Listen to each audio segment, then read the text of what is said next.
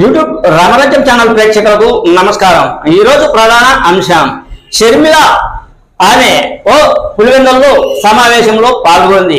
అది కూడా ముఖ్యంగా పెద్ద భారీ సభ. ఆ సభలో ఆమె కన్నీరు పెట్టారు. ఆమె కన్నీరు పెట్టి అన్న అయినటువంటి జగన్మోహన్ రెడ్డిపై శాపనార్థాలు పెట్టినట్లు ఆ సభ అంతా కూడా ముగిసింది. అంటే ఒక షర్మిల, ఒక ఆడపిల్ల కన్నీరు పెట్టింది అంటే మామూలుగా ఒక కుటుంబంలో కానీ అటు తర్వాత ఆ పరిస్థితిలో ఉన్నటువంటి పెద్దలకు కానీ అటు తర్వాత ఇంట్లో ఉన్న వాళ్ళకు కానీ ఇంటిలో ఒక మహిళ అదే ఆడవాళ్ళు కన్నీరు పెడితే అరిష్టం అంటారు. అరిష్టము అంటే అశుభం, అమంగళం. ఇటువంటి కార్యక్రమాలకు మహిళ కన్నీటి బొట్టు కారిస్తే ఆ కుటుంబం అనేది అష్ట కష్టాలు పడుతుంది అనేది మన పెద్దలు చెప్పుకొస్తారు. అది కూడా శుక్రవారం పూట, ముఖ్యంగా శుక్రవారం పూట ఇంటిలో ఉన్నటువంటి మహిళలు కన్నీరు పెట్టకూడదు. అది భార్య అయినా సరే అటు తర్వాత ఆడపిల్లలు ఎవరైనా సరే కన్నీరు శుక్రవారం రోజు పెడితే ఇంకా మనకు అశుభము, అరిష్టము అని చెప్పుకుంటూ వస్తారు. కానీ అదే జరిగింది పులివెందులలో. శుక్రవారం అది సాయంత్రం పూట కన్నీరు పెట్టింది వైఎస్ షర్మిల. ఈ వైఎస్ షర్మిల కన్నీరు పెట్టడం పట్ల ఇది జగన్ కుటుంబానికి, జగన్ కు చాలా అరిష్టమని చాలా మంది అక్కడక్కడ చర్చించుకోవడం జరుగుతుంది. ఇక అసలు విషయానికి వద్దాం. అసలు విషయానికి వస్తే నిన్న భారీ బహిరంగ సభ పులివెందుల పాత బస్ స్టాండ్ వెంకటేశ్వర గుడి వద్ద జరిగింది.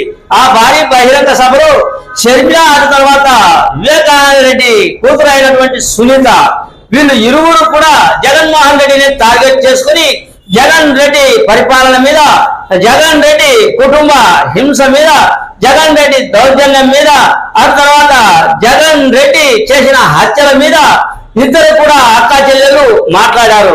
మాట్లాడడంతో పాటు కన్నీరు పెట్టారు. కన్నీరు పెట్టి పులివెందుల ప్రజానికానికి నేను కోరుకుంటున్నా, కొంగు సాచి వేడుకుంటున్నా, మీరు నన్ను ఎంపీగా చేయండి.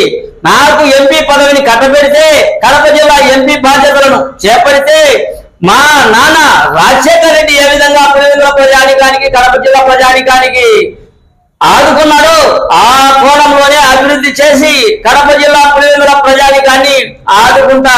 దుర్మార్గపు పాలన వద్దు అని నేను ఎంపీ స్థానానికి పోటీ చేస్తున్నా.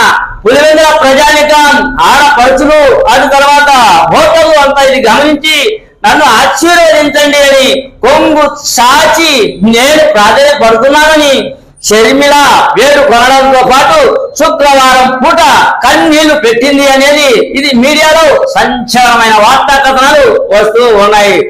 ఒకవైపు ఇంకొక చెల్లెలైనటువంటి సునీత శాపం, మరొక వైపు షర్మిల శాపం.